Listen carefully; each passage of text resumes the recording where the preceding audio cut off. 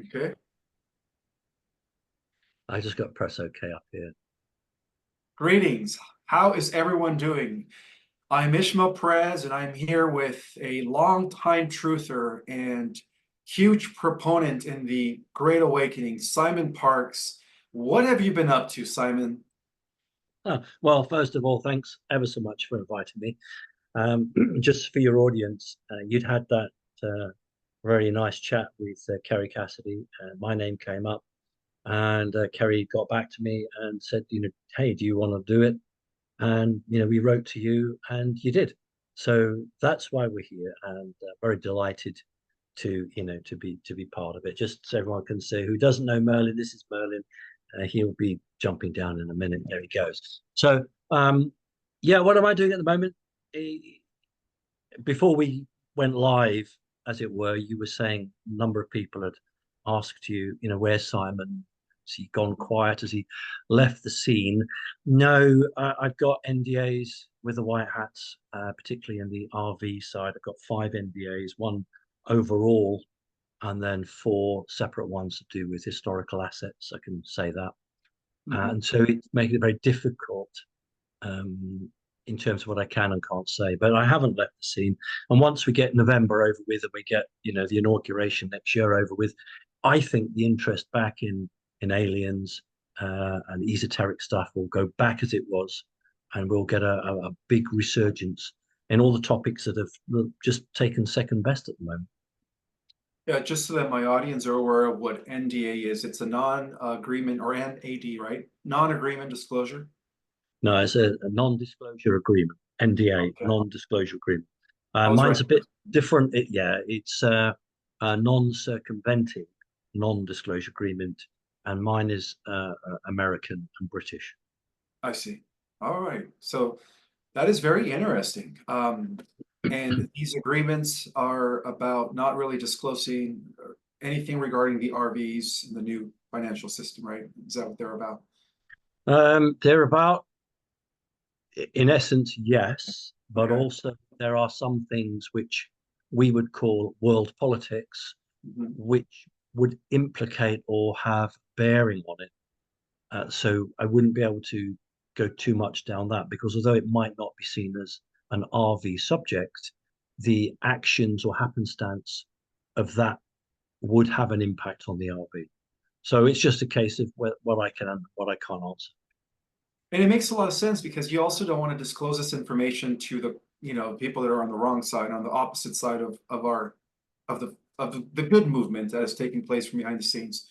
I've come to understand that it is a chess game, that it is a chess game that technically has been going on for a long, long time. See, most people are under the impression that the Earth Alliance military slash White Hat movement began in 2016 or 2017 with WikiLeaks, 17th letter of the alphabet coming online anonymous. And technically, that is not true. I've come to understand that the White Hats have been around for a long, long time. And technically, you could actually trace them back to ancient times. This war between good and evil is not just currently taking place now. It's actually been going on for thousands and thousands of years. Would you agree? Yes, I think we can go back to the creation of the 17th letter to President Lincoln, Yeah. um, and then we can develop it on from that. But there has been a brotherhood in terms of a military brotherhood as one brother to another that has existed for thousands of years to try to counteract uh, the equivalent of the deep state right back all those times. Yeah, sure. Yeah, and that is something that I actually detailed and describe in my book, The Secret Government, Okay. which explains this silent but yet important battle that's been going on from behind the scenes between what I call the two brotherhoods. And it's very interesting that you call it a brotherhood because one of the things that I've come to understand is that they are under an oath as well. See, both sides have an oath. One side answers to Satan. I mean, a lot of this boils down to biblical warfare. One side answers to Satan, and this is what I call in my book the Babylonian Brotherhood. And these have been the oppressive forces that we've seen throughout all of history, the rise of the empires, the Dark Ages, all of that stuff was orchestrated by what I call the Dark Brotherhood. And then, of course, you have the Brotherhood of Light, and the Brotherhood of Light have always been here counteracting and mitigating every attempt at world domination. So this concept of NWO, one world government, that the Dark Brotherhood wants to enact is actually no other than the resurrection of the Holy Roman Empire. If you want to go back to the, to 2000 years ago, um, it all kind of began there, but technically it all kind of, you could all trace it back to Babylon if you want to be like real technical. Would you agree that Babylon was the origin of the Cabal's family lineages? No, I would go further back, first of all, to Sumeria, which Sumeria, is yeah, okay. which is about 3000 BC, and then before the final flood, go back Mhm. between 10,500, 12,500, when that's the original pyramids, the Sphinx, and then back to Atlantis, Lemuria, the Hollow Earth. So that battle has been going on ever since this planet has been colonized by other beings. Absolutely. And it's really a proxy war when it comes to the people on this planet, the brotherhoods, who are actually both in connections and are taking orders from two different types of extraterrestrial groups. Would you agree? Um, I would say they were taking orders from one physical group Mhm. and one made of energy. So I would say one sort of dark demonic energy Mhm. force and one more akin to a physical status. So I would call one I would call them both extra dimensional beings rather than extraterrestrials. Oh, I think. However, I would say that the grey group, um, rather than giving orders to the government, I think would be sitting around a table having a discussion. That's the bad side. But remember, you've got the good side, and President Trump has experience of dealing with these good guys as well. So has Putin and a number Mhm. of others. So I think Right. there's quite a lot of people around the good table and the bad table at the moment. Whereas maybe 10, 15, 20 years ago, yeah, there were just a handful. Now I think it's quite a party. Yeah, it makes a lot of sense. I've always described these negative interdimensionals, draconian reptilians and grays. And I've always believed that they were pretty much the interdimensional overlords of the Cabal families. When they infiltrated us during the Atlantean Golden Age, I do believe that ancient civilizations were actually um, infiltrated by these interdimensional, dark entities that usurped control of our planet. And the main character that has been, you could say, the leader of the dark forces, this interdimensional character, is what the Babylonians called Belial, would you say? And then, according to the Sumerian tablets, his real name is Marduk. Belial and Marduk is one and the same. And we do know that he was the son of the Anunnaki earth builder known as Enki, right? You had two sons. You had the Sky Lord, Enlil, who was Lord of the Command. And then you had Enki, his rivaling brother, his half brother, who was considered the earth builder. Now, what is your perspective on Enki? Mm. Well, somebody had to um, start genetically altering humans. Humans were always humans. They were here before anyone came to alter them. Humanity was here before that. So what the evil gods were doing was basically saying, we are gods, we created you. And that's not the truth. But what actually happened was that they started to genetically alter. And so you had one brother who was an absolute geneticist, an absolute expert.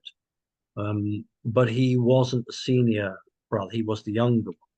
And then you had the older one, you call him Skylar, um, who basically the empire of Anu fell to him. And that's interesting because that's where the Battle of the Pyramid comes in. where one of them was held up in that pyramid, a bit like some of the Wild West shootouts. The pyramid saw quite a lot of action. So, what I would say to you is that whilst it is a very fascinating and interesting story, the reality is that we can't call any of them good because they were just there to make what they could of the human race. Although we would say that one was more beneficial or more benign than the others. Interesting. Yeah, that's a huge debate that is happening right now. It seems like a lot of people in this community are actually supporting the Enki faction and saying that he was our benefactor. But I began to deep further and investigate, as you would call this other human race that existed prior to them coming to the earth, um, that were already full functioning humans, super Yeah. psychic, telepathic. And I believe that they were the Atlanteans. I believe that the Atlanteans were the original humans. Well, not technically, no. They were the part of the fourth seeding. I heard that even Lemuria existed prior to that. That could be traceable back 2 million years ago. So apparently, advanced human civilizations have been here for millions of years. And that is a fact now, with all the relics and all the archaeological records that are coming forward. But what I've come to uncover, Simon, is that there was a pre-existing advanced human race that was actually supposed to have 12 strands of DNA. And I think they were only using 6 at that point. And the reason being is because the Cedars, which many believe were the Syrians, the tall whites, what's her name? Not Barbara Handclough. God, I can't even think of her name, but she It'll come has back to you. evidence. Yeah, she has evidence that the Syrians were the original seeders on this planet, and that there were actually different times that they seeded us. Different experiments, you could say, that took place. But back then, before the Anunnaki came into the picture, I came to understand that there was this advanced human race that had up to 6 strands of DNA and 6 that were inactive. And the only reason they weren't fully 12 strands or tapping into their other 6 strands was because they had to evolve spiritually first. And what I have uncovered is that the Anunnaki kind of seduced them with all this technology, causing them to kind of bypass their spiritual evolution. And they kind of lean towards the technological development side of things. And that's when there was that infiltration that took place.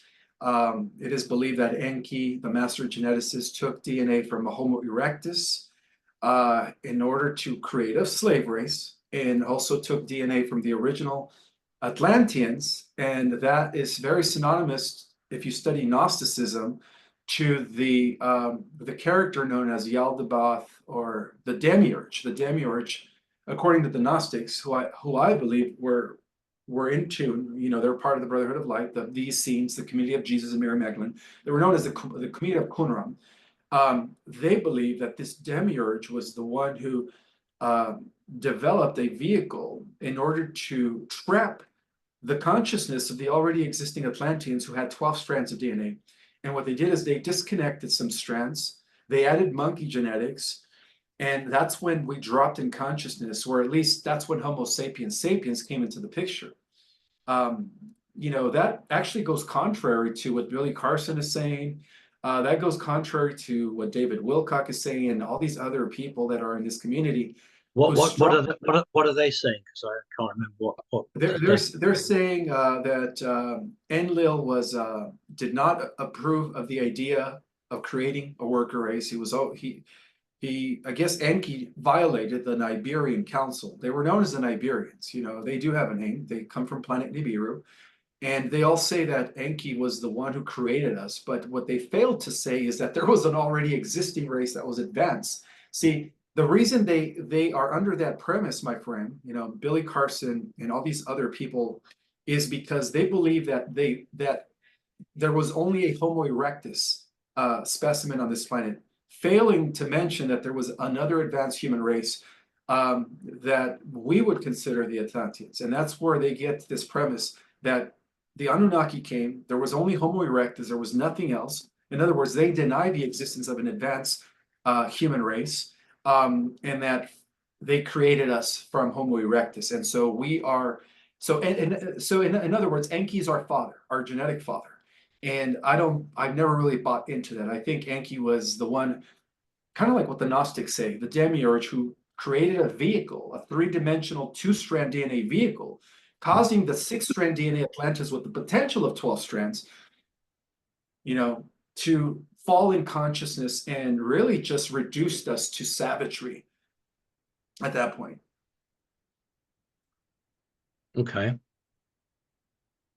Yeah, but anyways, that's what I've uncovered in my thorough investigation. Another person who backs that up is Ashayana Dean. I don't know if you ever heard of her. Yes. Yeah, she talks about, she gives a thorough history of the planet going back to 560 million years when the first human, I guess, the first humans came to exist on this planet. 560 million years ago. That is a long time. The Anunnaki came 450,000 years ago, 500,000 years ago. Yes. So I tend to believe those records more so than the translated Sumerian tablets. And if, Ah. yeah, does that make sense? Yeah, the thing is that actually there's room for both stories without violating. You are essentially right, in my opinion, but there is room for both stories without violating that. First of all, when those Sumerian tablets were deciphered, they are largely accurate, except for two things. One, the story was put in there that the Anunnaki or the reptilians, whatever you want, they created us. Now, that was a deliberate lie to make humans look on them as a god and as the father figure. So that was placed in there, and Zachariah Sitchin correctly translated that. He correctly translated what was that, but what was translated, I believe, was inaccurate. The second thing that was wrong is when these tablets were found in Sumeria, there were a number of cultures, different layers, and these tablets were artificially back in time placed in deep layers to make the archaeologists think that they were about 4,000 years old, when in effect they'd only been put there about 10 or 11,000 years, something like that. So, but the rest of it is accurate in the sense that um, uh, if we look at the history of this planet, uh, to my knowledge, I've never had a satisfactory answer from an academic as to how it was possible that the human brain developed in size so quickly. So you're talking about Neanderthal man. You mentioned Erectus. We would actually now refer to him as Homo ergaster. There was another race called Anteceda, and there was Homo habilis. And then you've got, before that, about 2 million years back, you've got the more primitive group. But if you look at the fossilized remains, the brains are growing at a rate that's just not possible. So I believe that each one of those groups is an artificial creation. Now, you're right about humanity. We talk about what we call the Cambrian period. It's about 540 or so million years ago, when 12th dimensional beings landed here. They had 12 strands. Most of them didn't make that transference because the onboard computer of the craft was damaged and couldn't therefore artificially create, a bit like decompression when a diver goes very deep and comes back. They weren't able to do that. I think they lost 3/4 of their crew. But the reality, I believe, is that the Enlil Enki gang did genetically alter humans. So what they did was they tricked the human race to losing all of the strands of DNA bar two, which are the physical strands. That is why, generally speaking, telepathy is not available, teleportation is not available. But these strands, the law of the universe, multiverse, they couldn't destroy them. And so in our auric field, these strands in each individual person hang here. And over the thousands of years, they've been trying to get back. And where people are successful, then they become very psychic, etc., etc. So all that happened was that these real strands of DNA were almost turned into an electromagnetic hologram or a holograph. So people were intelligent enough to work, but not intelligent enough to see the prison they were living in. And so what I think all good people are trying to do is to try to bring back those 12 strands so that humans can be what they were always supposed to be, which is, a vastly superior individual than we are now. And you've hit the nail on the head, where we are technologically outstripping our spirituality, and that can only lead to disaster. So I think, to sum up, there's room for both aspects, because I think both are accurate. But I absolutely am solid that humanity was here long before any genetic alteration, and that was just a trick by the overlords. Right. And that explains why throughout history, Enki was always known as the great trickster. Yeah. Because he was the one who he proposed the idea to the Nibirian Council. Yeah. As a galactic historian, Anu and Enlil and Enki, actually, Anu, before he had his two sons, he was actually part of a Council of Nine. He was working with the Alcyone Council of Nine. He was in charge of our system, which consists of 600 and 900 worlds, about 52 star nations. That's our local star cluster. And he had to answer to the Galactic Councils. And I believe that there was an infiltration that took place that gave us Enki. Enki was actually the firstborn, from what I've come to understand. Enlil was the younger brother. Well, then right, but one, that the rules are the same with the reptilian group, that if a brother and a sister have a child, that is the one that becomes the king. And I think what had happened is one was a brother and sister, one was a nephew, so he was outside of the direct bloodline. Yeah, and that was okay. So Enki's mother was known as Dramin. She was the queen of the Orion Empire, which is Draconian. And so what happened was about 1.5 million years ago, during the second seeding,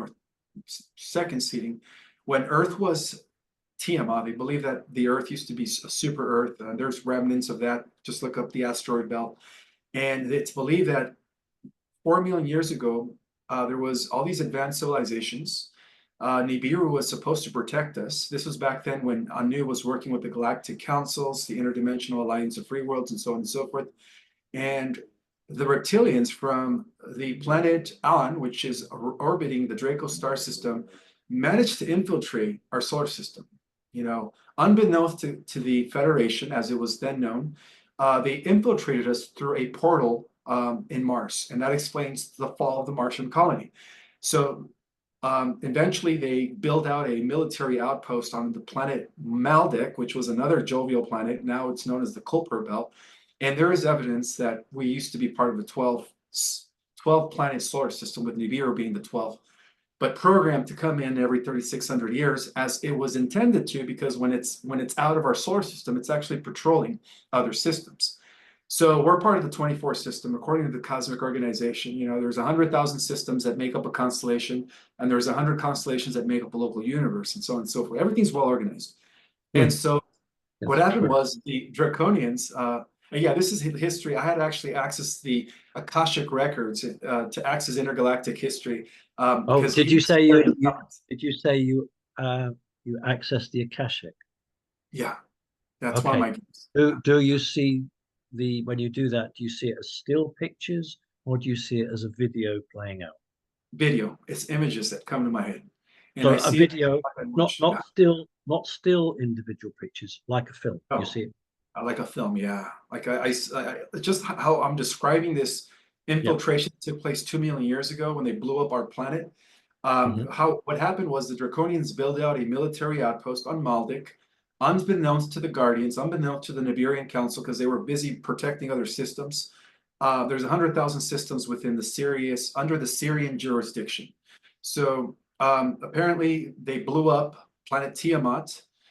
They destroyed the Martian and the Venus colony. They destroyed the colonies on the jovial planets, and that explains why there's no life forms on the surface. Many believe that they exist in other dimensions.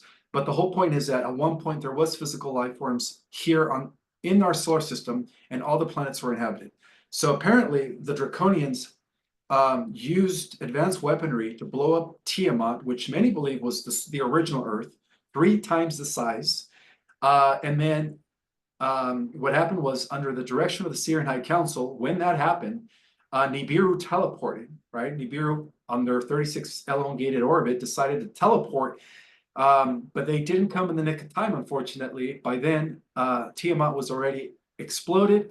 And then right when Nibiru teleported back into our solar system, they literally beamed planet Maldek, because that's where the reptilians built their outpost. They destroyed it into oblivion using particle beam technology, very similar to the Death Star of Star Wars. And this is where I believe George Lucas draws his information from. And what happened was 2% of the reptilian population survived that implosion. They were able to, I guess, teleport themselves out right before their planet Maldek was destroyed. And they were eventually captured by Anu and the Nibirians. And among those 2%, so the Draconians, the leader was Dramin. Dramin was the leader of the infiltration that took place. And so what happened was, she pleaded to Anu. She begged them, because they were going to, put them to death for violating galactic laws. And she pleaded to Anu. She told Anu that she was going to give him intel on the Orion Empire, so that the Federation could actually win the war in Orion. And Anu said, all right, I'll spare your life, but you got to give me all this intel, because we do need to clean, we need to end the galactic wars. And so one night she actually gave Anu a drink with some stuff that made him really, I would say, the equivalent of heavy alcohol. He got so drunk to the point where he was seduced by her. She started seducing him, doing this erotic dance like a stripper, and he fell for it, got him drunk, had intercourse with him, and that's how Enki came about. It was all part of the draconian plan to give us the bastard son. And you're right, he was the bastard son. And then afterwards, when Anu came to his senses, he realized that she was carrying his son. And so later on, of course, we come to understand that he also had intercourse with his half-sister, Antu, and that's what gave us Enlil. So you're right, Enlil is the heir to the throne, not Anu. And then according to the Greek translations, Enlil was Zeus. It's interesting how they, the gods had different names in ancient times. And then Enki was Poseidon. And so, that's just a little history that even Saqqara Sitchin wasn't able to, or technically it wasn't recorded in the Sumerian tablets. And many people wonder why there was a leak in the atmosphere of Nibiru, right? They came for the gold to patch their atmosphere, remember? There was a leak that was causing the Nibirians' lifespan to decrease. Well, the reason that leak was caused was because planet Maldek was full of radiation and plutonium energy, which is, next level nuclear detonation. So what that energy did, so when they imploded that planet, some of that radiation reached the atmosphere of Nibiru, and that's what caused the hole. So that hole was there for about 250,000 years before the Nibirians realized that, hey, this leak in our atmosphere is causing our lifespan to decrease. We need to patch it. And then that's when they came to our planet approximately 450,000 years ago to patch the gold. And that's when Enki proposed the idea of creating a slave race. All because of one bad night that Anu had with Dramin. And we're still suffering. Yeah, we're still suffering thousands of years later.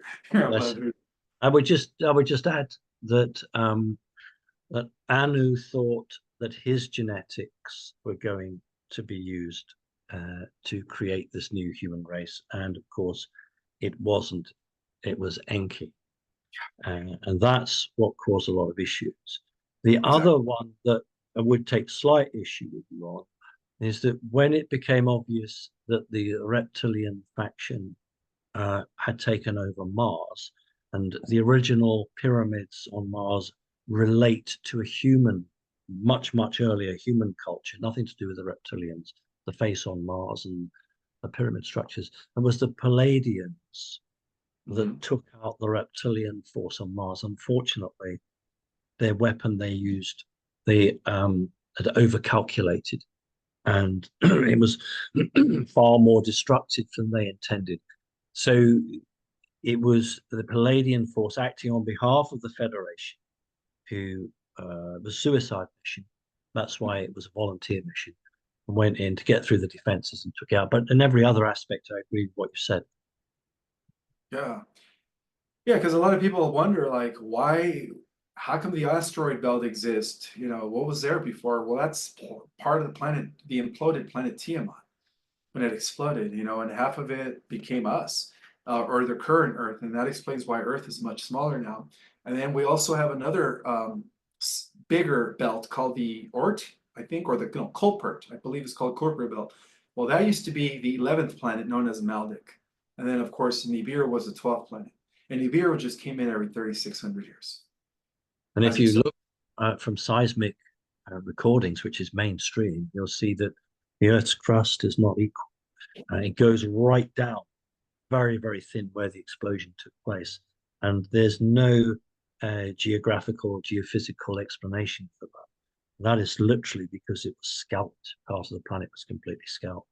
But of course, the history that you've put forward, which, as I said, I'm pretty happy to go along with, it doesn't fit with what's been taught in universities, because, you know, the fact that there's another life form that had interaction with us and that we still today paid slaves doesn't fit the masters of the human race. So knowledge is freedom, and I do really recommend anyone listening to this to get Zachariah Stitchin's book, because although, as you quite rightly say, it doesn't have many elements, at the time there were only 6 people on the earth who could actually decipher Sumerian text. Only 6 people, and I believe that by and large he's actually accurately got it. But remember that what's being translated, some of it's lies, but he is translating it accurately.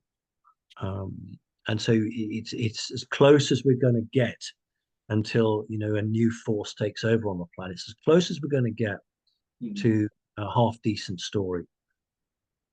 Yeah, I agree. And it wasn't his fault. You know, he just translated them as they were. Yeah. When those records became tainted, as I call corrupted, it was by Yes. the priesthood of Belial Baal.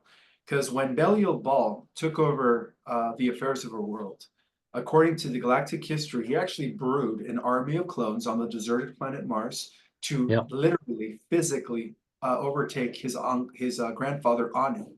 And that's Yes. when Marduk took over the planet Yes. Nibiru.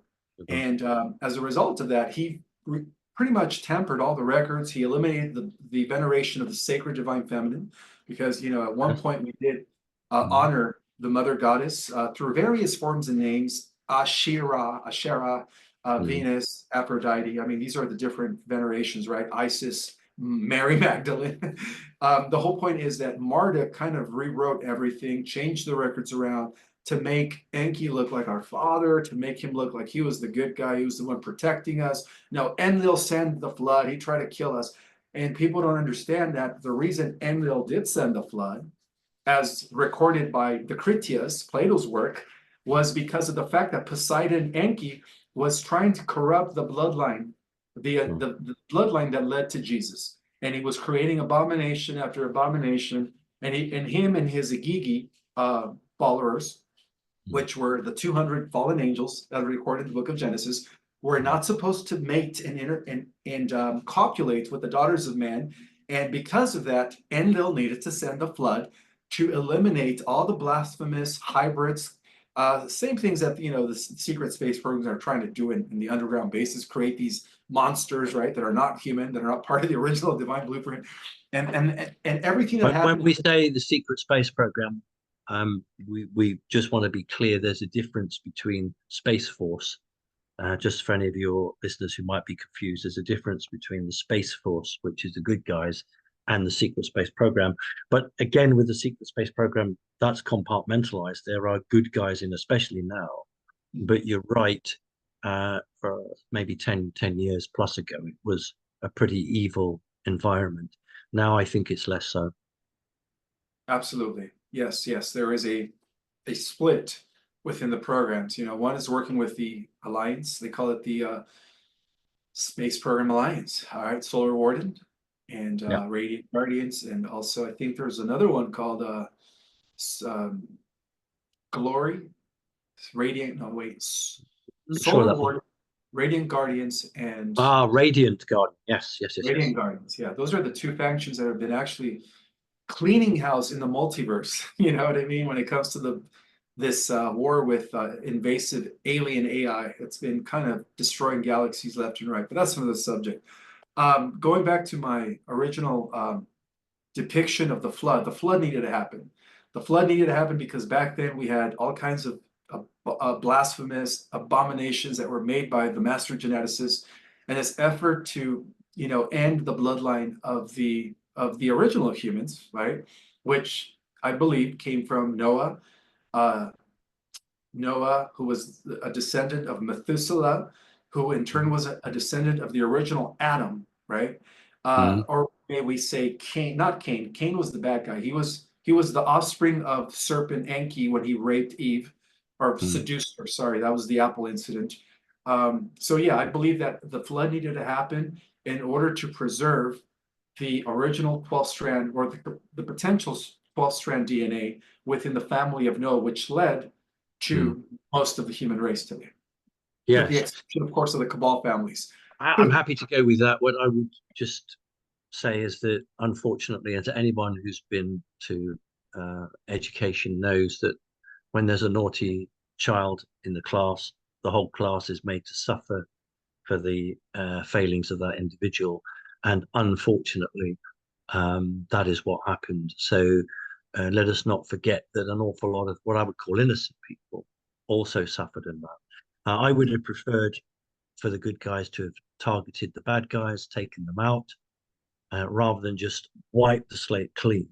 It's like rebooting a computer. That's exactly what they were aiming for.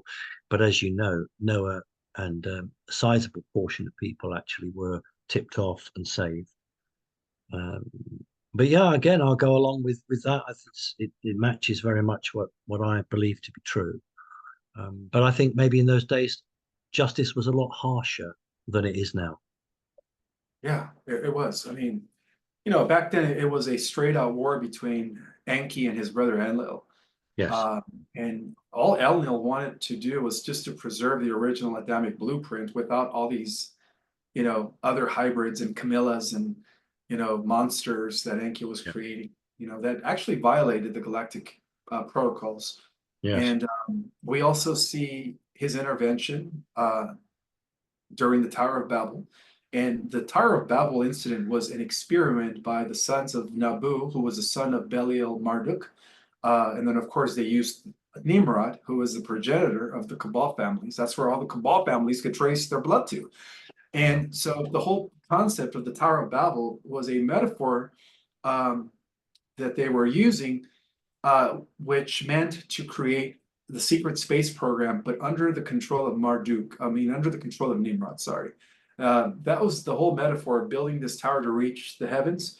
That was a metaphor describing a secret space program, an advanced alien technology that was going to be introduced to the planet 3,200 years ago, which was going to allow Nimrod to take over the planet, And of course, that was counteracted upon and neutralized by Enlil and his forces, when they say that the Lord, right, in the Bible is translated the Lord, who's the Lord? Well, the Hebrews called Enlil Zeus Elkron, Mm, Elion, and then later they just called him El Shaddai, the Lord of the mountain, same God.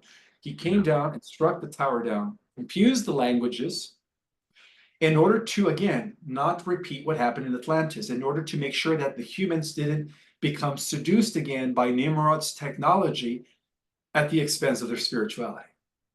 So everything happens for a reason. This whole the whole Old Testament is really describing the battle of the Anunnakis and how they use humans as pawns.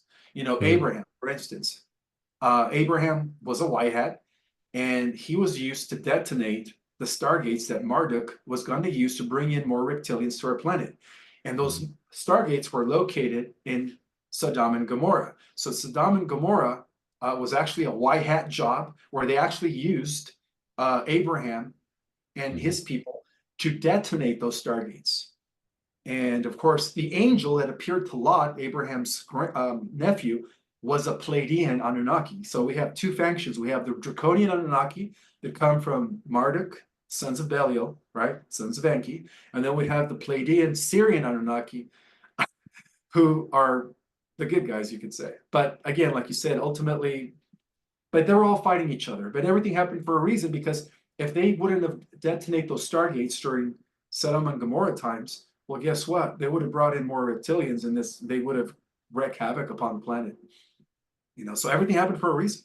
Everything happened for a reason. So one of the things that I describe in my book, The Secret Government, is that Abraham was a white hat. Abraham was a white hat, as well as King. I'm glad to hear you say that.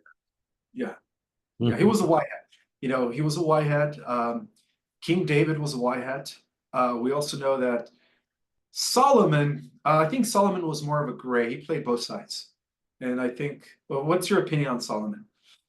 Why did you ask me that? Because there's so much confusion regarding Solomon. So many people believe that he was a white hat. Some people believe that he was a gray hat, and that he was playing both sides. But who knows? There was this issue where supposedly he killed Hiram a beef. Who knows? And there were like three kings coming together. He, in my opinion, he'd been tasked with the very beginnings of the RV. He had been So he was tasked. a white hat then. No, he had been tasked with collecting together as much treasure and gold as he could, with the ultimate aim of passing that to Jews and non-Jews who were good. That's why today in the RV, those of us in the know, we refer to the RV as Solomon's gold, Solomon's treasure. He played one side off against another because geographically where he was, he had a lot of kingdoms around him that were waiting to topple him, to fight him.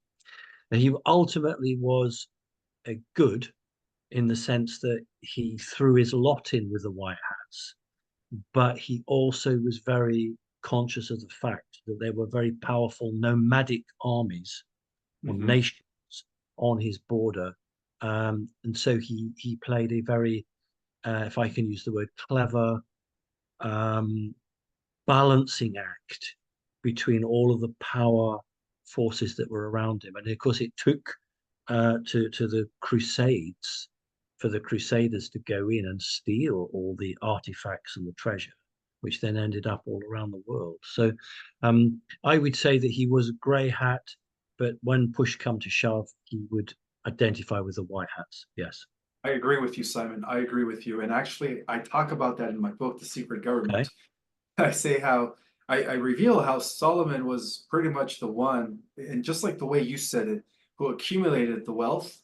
And so that later his descendants, the Knights Templars, could uncover it, other than the Vatican, because if it would have gone to the Vatican before the Knights Templars, we wouldn't be here right now. America wouldn't exist. And in those artifacts that the 9 Frenchmen discovered, the original Templars, not only did they discover gold and treasures, they also discovered knowledge, blueprints. So the original blueprint that laid down the foundation of our constitutional republic was written by Solomon, and that is what I wrote about. So, and that also ties in with how the Knights Templars were actually the white hats in medieval times, and this is before their prosecution by the Vatican. And we do know that the Cabal was the Vatican in medieval times, and we also know that the white hats, the Knights Templars later, after their persecution, or right before their persecution, they had to flee and hide themselves, and they became the original pirates of the Caribbean. As to what X marks the spot, they were, all those golds and treasures, they were actually hiding them in certain islands. Would you agree? Oh, 100%. The skull and crossbones, not to be too confused with George Bush's skull and crossbones, but the skull and crossbones.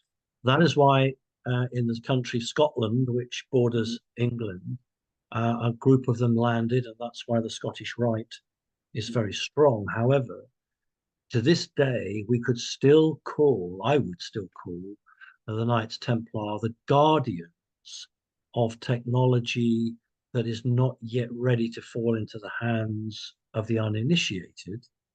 And so the Templars do play a very important role in guarding what I would call sacred objects. And would you agree that the oath that they were sworn to is the same oath that members within the white hat community are sworn to as the Brotherhood? Yes, I would. There've been many attempts to infiltrate and to corrupt it, but if we were to accept the pure line, the true line, then if you were to follow that, then you'd say that that was unbroken and that was accurate. There are a number of very interesting artifacts which the Templars and only the Templars know. But there's a very interesting connection between them and the National Security Agency, not between them and the CIA, but the NSA and other more white hat type intel groups, where they agree to disagree in the sense that at the moment the Templars are left to guard the treasure. At some point, I think they're all going to have to sit around a table once the cabal is put into a box and really decide what they're going to do with all this stuff. You just totally confirmed everything I talked about in the secret government. I haven't read your book. I really apologize. I haven't read it. I will do now. I would love to send you a copy. PO Sign, Box. send me a copy, sign it, please. Oh, And I will definitely read it. The fact of the matter is that I have some connections with what you've spoken about. In fact, Becky was with me in 2015 when the Knights Templar sent an agent to meet me. 2014, thank you, 2014, and we'd just done a conference. And if you've heard my story, then please bear with it. Maybe your audience haven't, but it's Knights Templars, so it might interest them. The guy said he'd been sent by his employers, and it was heartening because he said, my employers just want you to know that everything you say they believe, which I thought was great because there's members of my family who don't believe anything I say. So it was nice that these external people believed it, and they offered me certain gifts and said if the world goes to BS, then there's an underground bunker for you which we'll pay for, etc. But the reality was that he was from the Templars and he recognized that there was a connection between me and the time period that you're referring to, at that time. So, and I've done 4 talks at Freemason temples where I've been asked to give talks open to the public, so not just to the Freemasons, but to the public. And each time, the only topic they want me to talk on is King Solomon. So I've done 4 separate talks at Masonic lodges, temple lodges, and all the topic they want is Solomon. So it's not surprising then that what I've said matches what you've said, what you've read, and what you've written. It actually matches it 100%, my friend. Good. Yeah. I've always supported and defended Solomon in the midst of confusion, because of the fact that I feel very connected to him. I don't know. I just feel like if it wasn't for Solomon, the White Hats wouldn't be in a key position to eliminate the cabal now, thousands of years later. If it wasn't for what Solomon did thousands of years ago. And that is my perspective. That is my belief. And you just confirmed it. It's very true. And you needed Donald Trump at this time in our history to be the final part to that, to join the circle up. You needed an individual to be able to maneuver governments of the world to allow Solomon's treasure to actually get out and do what it was always supposed to do. So Solomon will always be held very guarded because of the issues with the Jewish faith, with the issues with the Christians, and God forbid, with the Catholic faith. Elements of what we've discussed will never, ever be discussed in the public domain with them putting their name to it, because it's just too difficult for people to get their head around while we're still as a world divided into factions, you know. But what you've said is accurate. Solomon was placed on the earth at that time, and Trump has been placed on the earth at this time to join that circle up. I'm not saying Trump is Solomon. What I'm saying is that you know, you have to have a beginning and you have to have an end, and that's where we are with it. Yeah, and it's all being orchestrated by interdimensionals, and technically by the big guy who is even above all the interdimensions. Yeah. Wow, Simon Parks, this is a very intriguing, fascinating conversation that we just had. I hope your audience are enjoying it and not falling asleep. Oh no, my audiences are probably the most awakened people on the planet. Good. Yeah, they know the truth. You know, they can't be deceived. Very intuitive, very discernful. And you know, for your audiences, I just want everybody to know that the secret government is actually the suppressed history of this invisible war that's been going on between what I call the two brotherhoods: the Brotherhood of Light, the Melchizedeks, and the Brotherhood of Darkness, the Priesthood of Babel. And you know, the Cosmic Origin book, Our Cosmic Origin, actually takes it to the next level and literally describes in detail all the different phases of the galactic wars and the truth about our galactic and universal origin, which began in Lyra. Our, you know, the original human being in our universe actually originated in the Vega star system on a planet called Avia. And so that's what I talk about in Our Cosmic Origin. You know, we've been migrating, we've been colonizing planets for millions of years.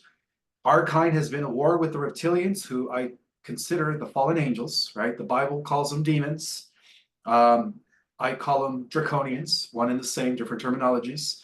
The gods of mythology, the angels of the Bible, the interdimensionals of today are all one and the same under different names. You have good ones, you have bad ones. And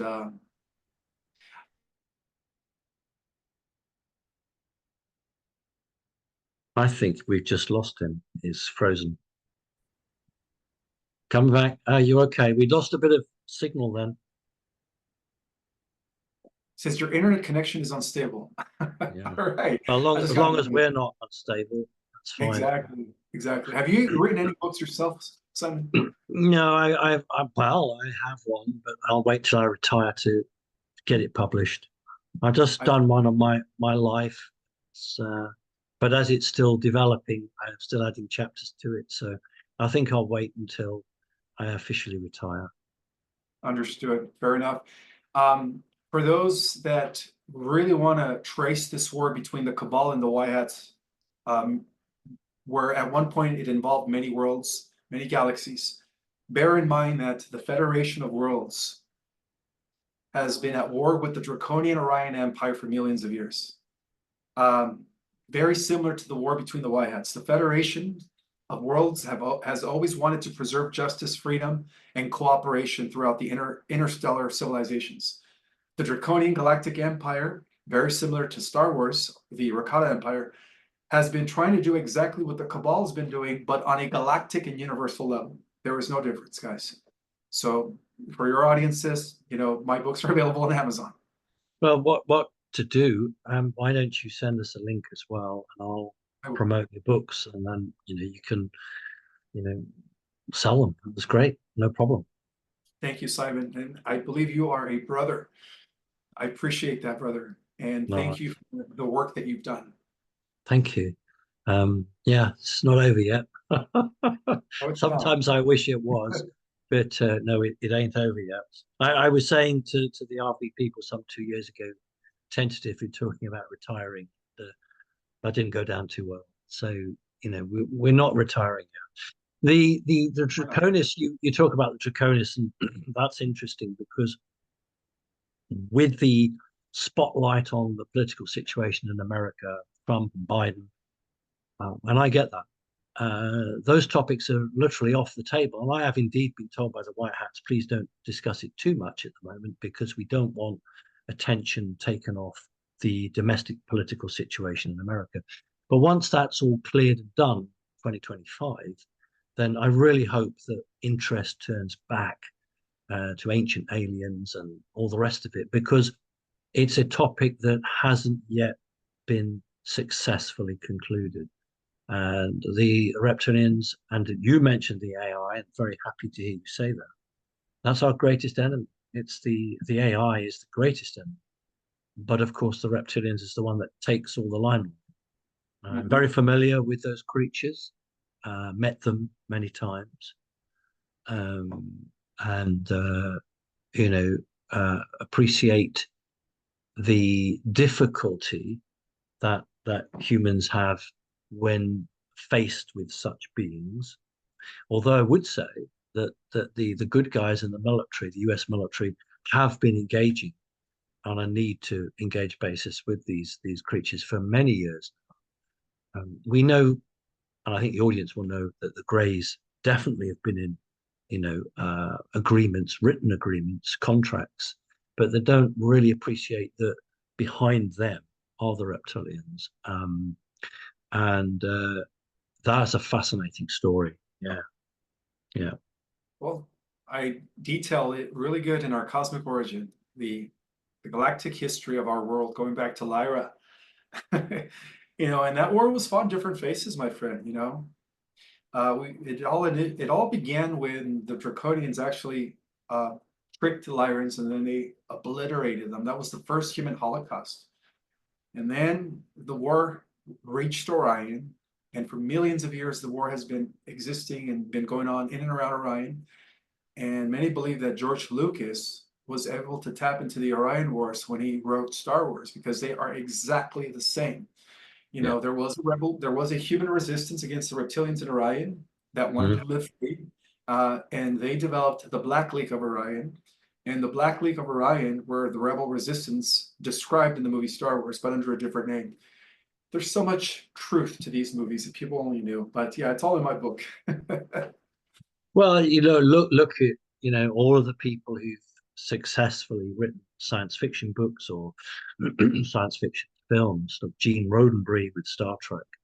All of them had that knock on the door and were told, if you go with this story, nobody will ever stop you writing a book or doing a film. But if you don't do it, we'll make it very difficult for you to operate in the United States. And that's happened time and time again. Stanley Kubrick, I think, is the biggest proponent of what happens if you go against the system, the military industrial complex. So there's plenty of money for people to be made. And the clever part within that is to try to get the truth out. And look at the Matrix films, where so much of truth has been brought out. So I don't see it that these people compromise themselves. I see it as they were made an offer they couldn't refuse. But what they Right. did, they worked within it to go as far to the edge as they could to get the truth out. And obviously, in Stanley Kubrick's point, it went too far and they killed him. But with the others, it not only makes entertaining science fiction, but it actually has more than a grain of truth in it. Hmm. And we also see this in the writings of Marvel Comics. When you look at these Marvel movies, Captain America, Hydra, fighting Hydra, right? Developing super soldiers to fight Hydra. Well, who's Hydra? They're the Nazis that took over our country, right? Hmm. In the 1950s, when they infiltrated us and created all the three-letter agencies and literally became the cabal. There's so much truth to even a lot of these Marvel movies that is pretty much revealing the truth in plain sight. Um, for those that have seen Captain America, Iron Man, all that stuff is it's all disclosure. Yes, yeah, it is. I mean, I'm a little bit more forgiving, not of the CIA really, but I'm a bit more forgiving because I think that people like President Truman and other presidents were put in an impossible position. If you imagine that you wake up one morning and you find there really are beings from another planet, and their technology is so far advanced that Mhm. all you can do is literally buy time and hope over the decades that you will develop weapons that will allow you to at least hold your own. And so I think a lot of these agencies that were formed originally with good intentions to defend the human race. But became taken over a period of time. So I'm more forgiving for a lot of these people in the 50s and 60s because I understand that what they were faced with was just it just bends the mind for most people. Mhm. And I think they actually did remarkably well. But of course, the problem we've got is all the secrecy, all the cover-ups, which Right. still they go on. And I have trouble with that because I'm sure one day we do need to be more open with the populations of the earth. Absolutely.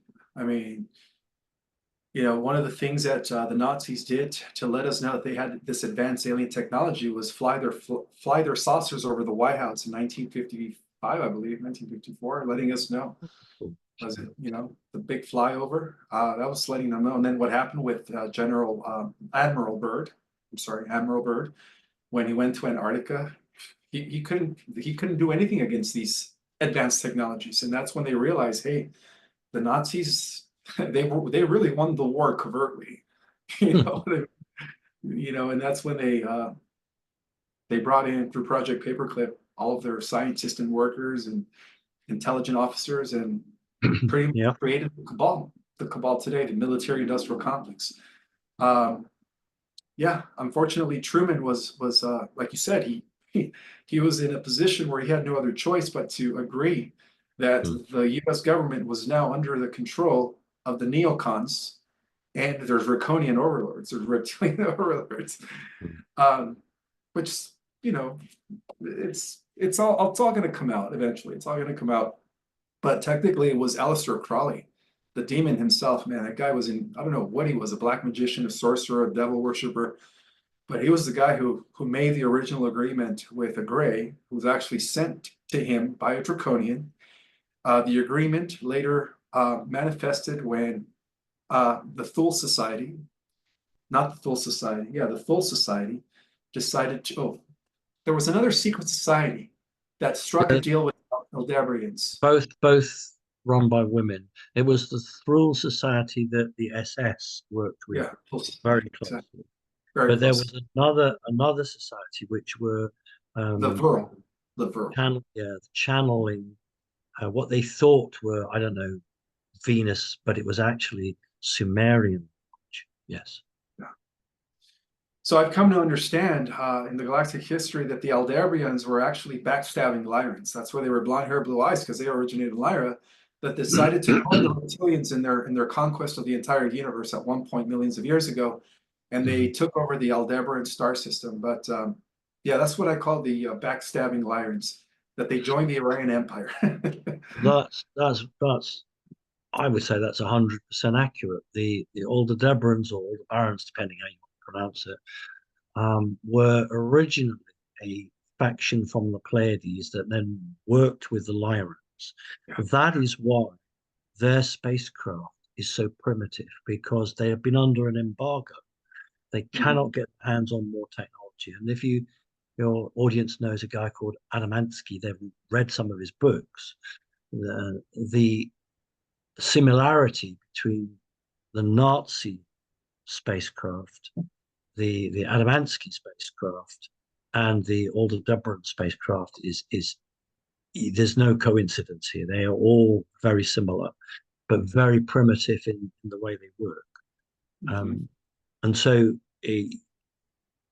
yeah, the Third Reich owes its evolution, shall we say, to that aspect of interference from non-humans.